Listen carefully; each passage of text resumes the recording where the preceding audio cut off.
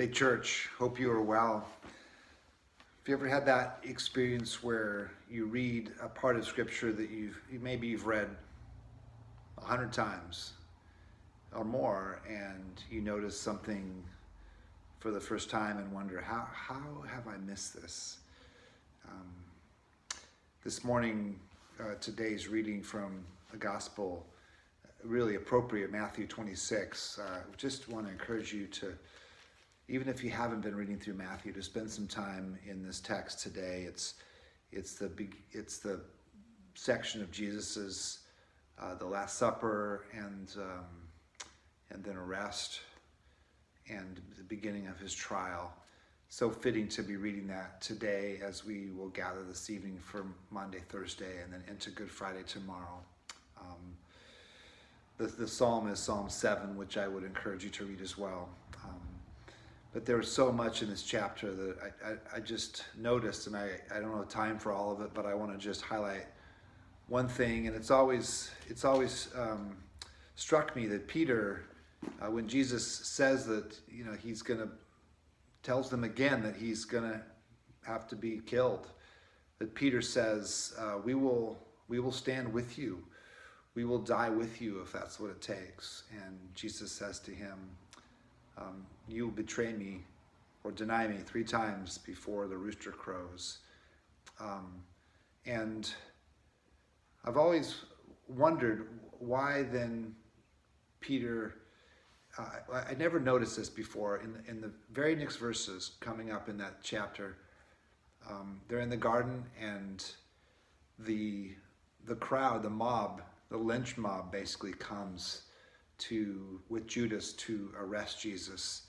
And it doesn't clarify this in Matthew, but in the other Gospels, it's Peter who draws his sword and attacks the servant of the high priest and cuts off his ear. Clearly, Peter is willing to die. It's not a matter of lacking courage. Peter was one actually who never lacked courage. This is the one who would jump out of the boat and walk on the water. So I've always assumed that it was a lack of courage for Peter that led him ultimately to deny Jesus 3 times that evening. But clearly it wasn't. He's ready to go into battle, to wield the sword, to fight to the death, to protect Jesus. So why does he deny them? And the more I thought about this, I think that Peter and probably the rest of the disciples had in mind a certain pathway that Jesus was going to go, that it was going to be one of victory, one of conquest, and that Peter was ready to go and to give his life for that. I'm watching a World War I documentary with my kids, so they have to watch it for school, and it's just amazing to me how many people, men and women, are willing to go into battle and give their lives for a purpose. And Peter is courageous here. He's willing to do that.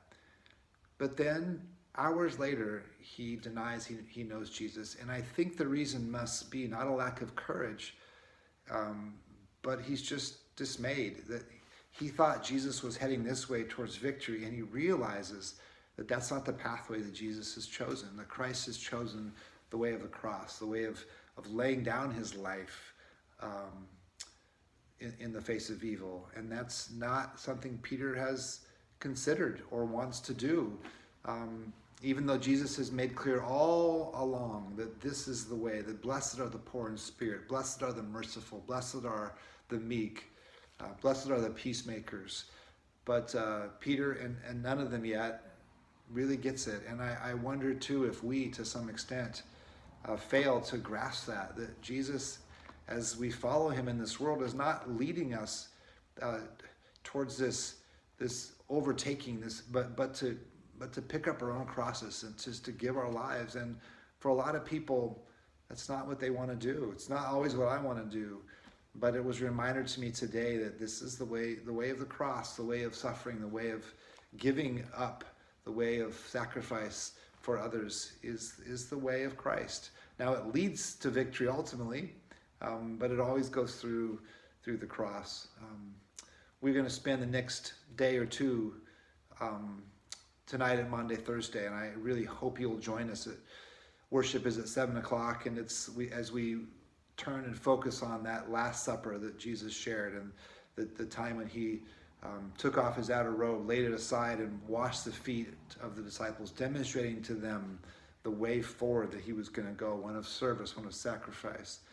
And then tomorrow, Good Friday, we will gather again at 7 o'clock for a service of healing, reflecting on the cross and the darkness of that, and our prayers of lament even for God to come into our world and bring healing. And so we need to spend some time here before we get to resurrection, before we get to Easter Sunday. I am so grateful for you, and really again want to encourage you to spend some time in this text today in Matthew 26 and also Psalm 7, and then look forward to being with you this evening at 7 o'clock as we gather to worship and to celebrate the Lord's Supper together. It will be good to be together.